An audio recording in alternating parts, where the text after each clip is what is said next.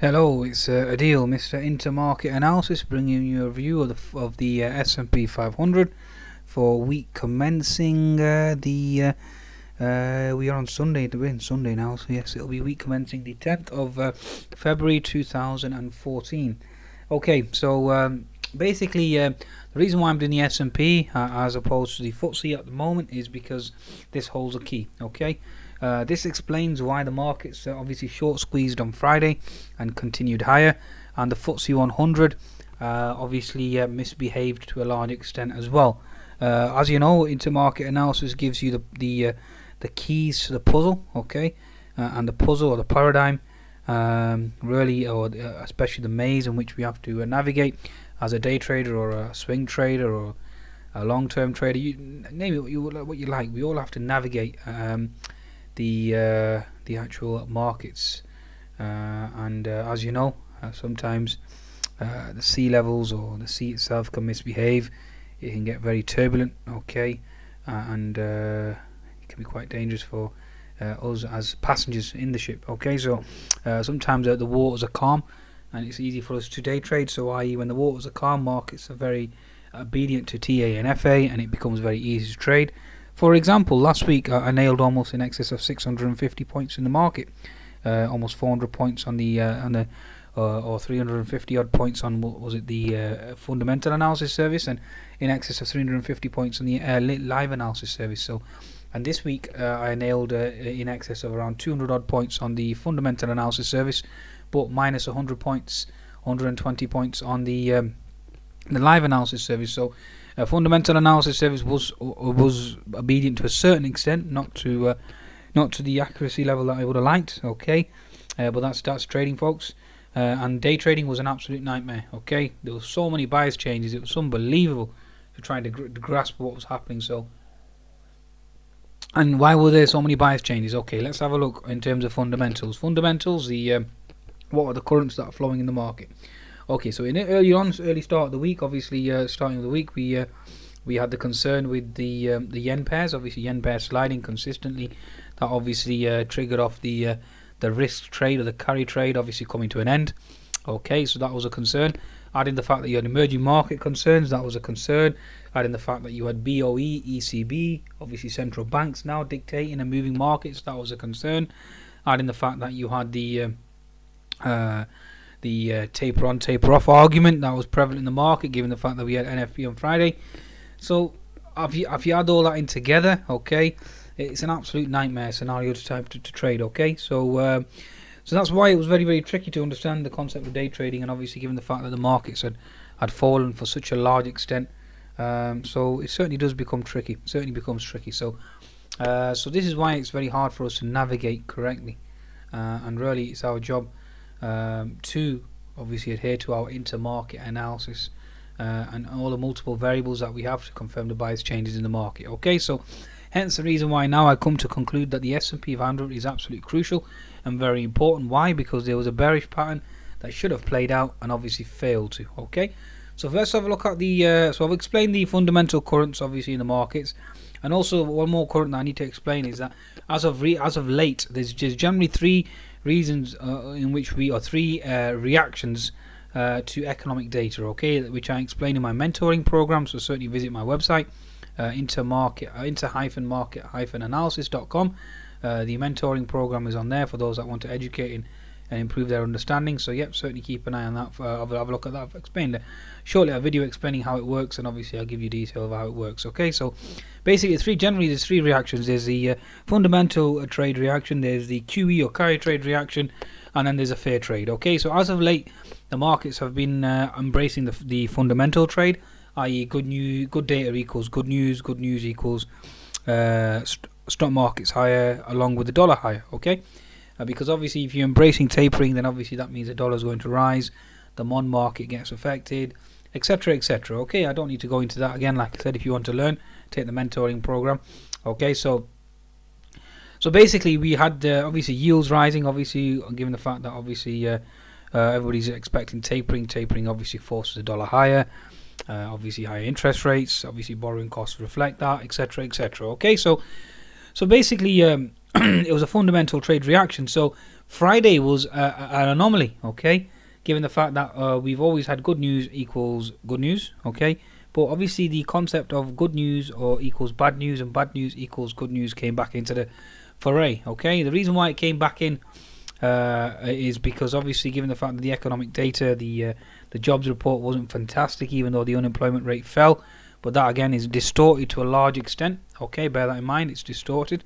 Okay, given the fact that the participation rate, there's an argument there, etc., etc. Okay, so and the dropouts that we have. So really, the main focus again was the fact that the jobs were not, or the number of jobs weren't created as expected.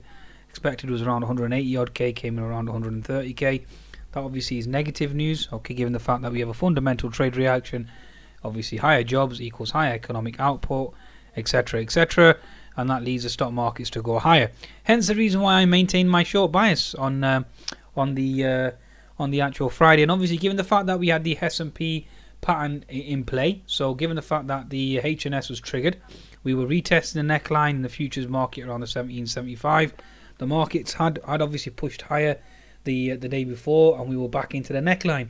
So really, the NFP was a catalyst for the market to obviously propel lower, and it was a perfect pattern going down, hitting the 200 MA. Okay, now given that it was a Friday, there's a lot of manipulation in America on a Friday.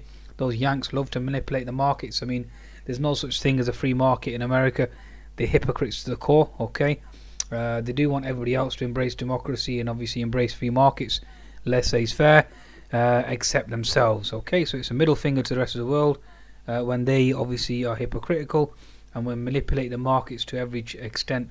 Every chance they get. Okay, so it's just the root of their psychology and understanding, unfortunately, which is a shame, really, because at the end of the day we should all be equal and treated equally. Okay, so obviously these individuals, obviously knowing that it's a Friday, they will attempt their best to manipulate the markets higher because they want these obviously gas guzzling, obese and extreme overeating individuals that reside in that country to continue consuming, because obviously that's what they want, consume until they become consumed, which, as you can see, I mean, their portions are bigger than ours and their sizes are generally bigger than ours as well.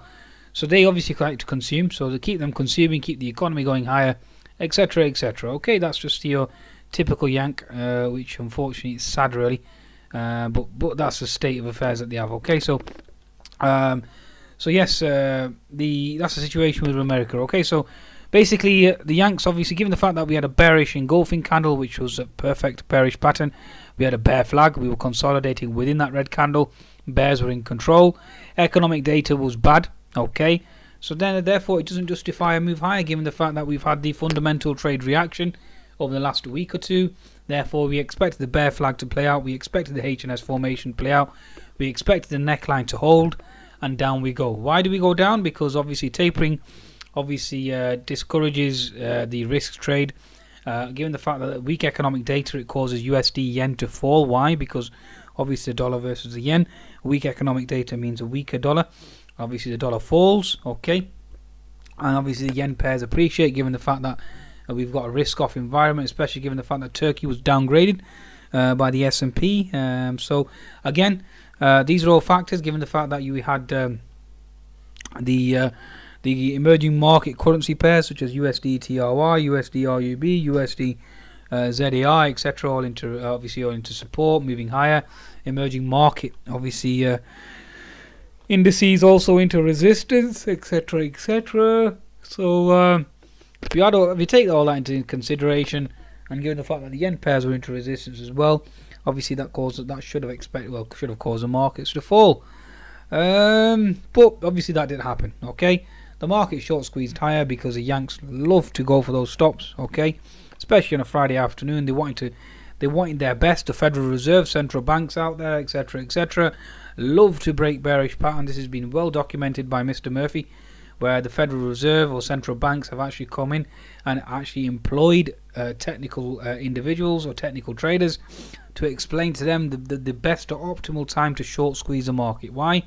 Because they get more bang out of the book. Okay, obviously, rather than manipulating the markets via QE and obviously butchering the dollar, it's easier to short squeeze the crap out of of individuals who, obviously, if the market's skewed in that direction. Why? because that's just the way the game is played. It's a dirty game, okay?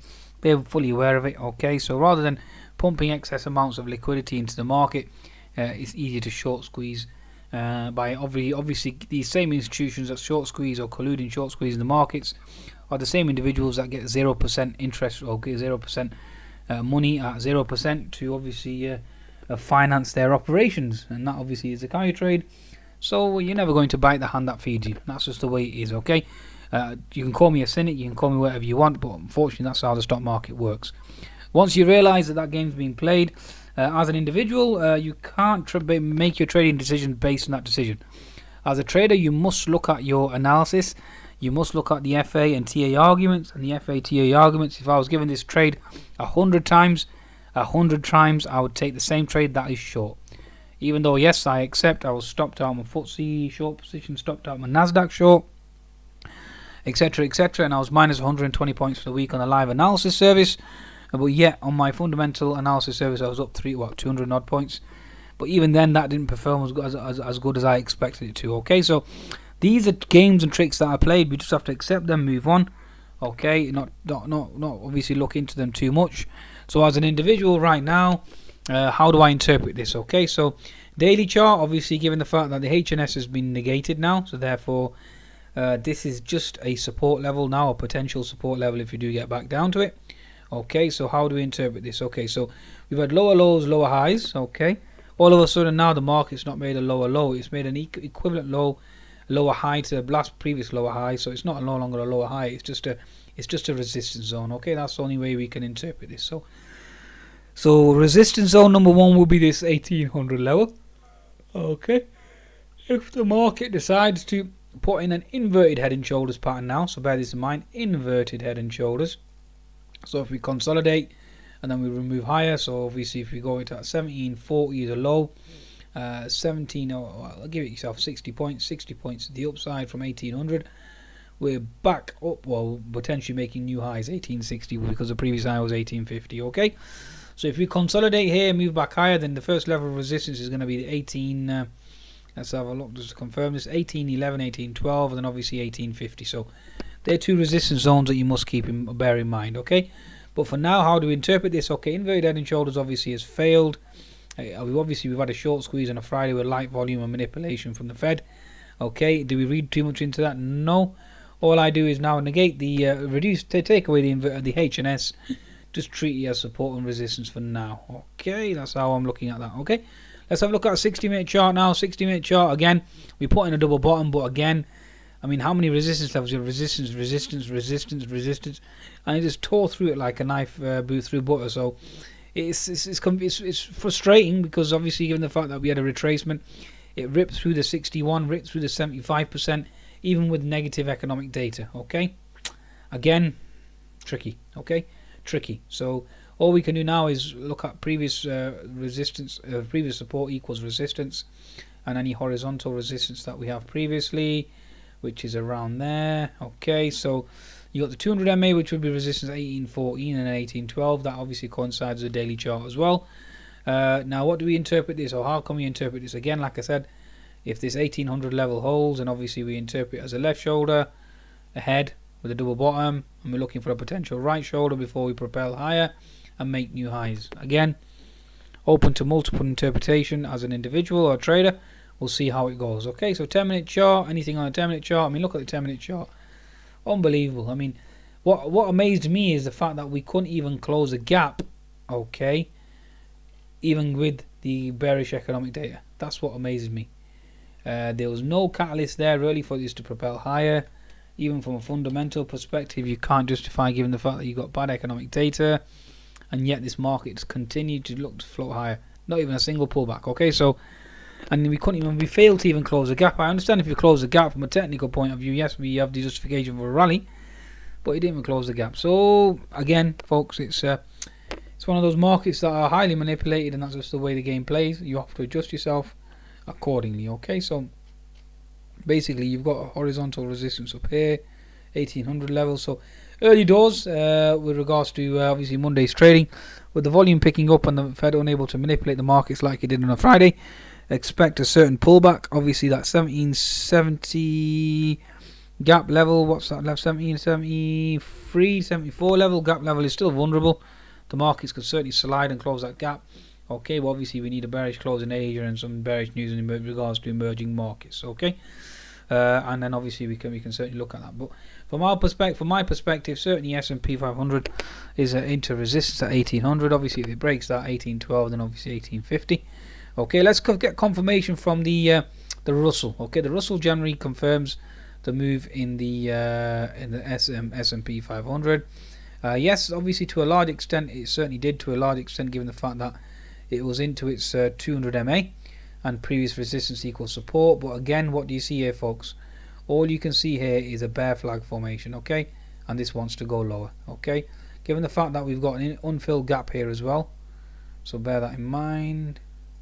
Okay, so yep, so the Russell itself, yes, we have moved higher, but there's an unfilled gap and there's a bear flag formation. And can you see what's interesting here, folks? The S&P 500 negated its daily bearish candle. Okay, yet the Russell hasn't negated. So again, what does that show you? That shows you that the S&P 500 move is false. Okay, so it's given the fact that just barely purely on just intermarket analysis for now, it's a false move. Okay, so just bear that in mind. Okay, that's something that you certainly need to consider. Very tired. Okay, consider as a trader. Okay, so fascinating stuff. Okay, fascinating stuff. So that's basically what we're looking at from that perspective. Okay, so yes, unfilled gap below, bear flag formation, still bears are in control for the Russell. Down we go. So what does that tell you with regards to the S&P 500? Okay, think. Okay, it certainly tells you that S&P 500 is weak and there's no justification for the move higher whatsoever. Okay, so excuse me. Okay, so that's something that you certainly have to focus on. With regards to the 60-minute chart here, obviously we can try and deduce something from here. I mean, all you can basically state is that we're in some sort of rising symmetrical wedge, or a rising wedge pattern. Obviously it's bearish, looking for a break lower, and obviously the bear flag plays out as normal. Okay, on the daily chart. So that's basically what we're looking at with regards to that. Okay, let's just have a quick glimpse of the Nasdaq, see if we can pick up anything with regards to the Nasdaq. The Nasdaq again, H&S formation, which again confirms a weakness on the S&P 500. We've obviously bounced from the neckline. We are into the 61% resistance level. Provided we remain below the 75%, then obviously the bear flag, or so say H&S is still active. We must hold resistance here at 61%. Okay, for a gap to close below and hit the 200 MA. So that certainly remains a valid option. Okay, we even blasted to the 200 MA. Again, the Nasdaq, very tricky, although you do bear in mind that we do have an unfilled gap here at 36.27 that will need to be closed. But again, unbelievable, we've still failed to close the gap on the Nasdaq as well, given the fact that obviously less jobs, less disposable income, less obviously reduces the ability for them to obviously purchase TVs and goods, and especially electronic equipment, etc, etc. That should have a negative impact on the Nasdaq, and obviously that didn't. Okay, and especially given the fact that Twitter was down 10% during the week, or was it Wednesday or Thursday, I think it was. So that had a bearish effect on the Nasdaq, and yet that's ignored that as well. So it is it's remarkable, folks. It truly is remarkable. Yes, I was aware of the fact that Tim Cook, I did mention something about a share buyback scheme, etc, etc, or him buying back a certain amount of shares up to a value of 14, I think it's 14 or 11 billion. But yeah, even that wasn't, it's only minuscule in terms of the buyback, so it can't really support the market, given the fact that Mr. Icon's move failed to move the market and Nasdaq higher. So again, a lot of questions, not enough answers. Okay, I'll keep going. I'll keep trying to be Sherlock Holmes in terms of intermarket analysis and trying to give you a perspective on things. Okay, so I think I'll call it quits there. Just give you an just to clarify. Bear this insight in mind when I do the FTSE video. Okay, that's all I want you to do. Okay, so risk on, risk off, wax on, wax off. Goodbye now.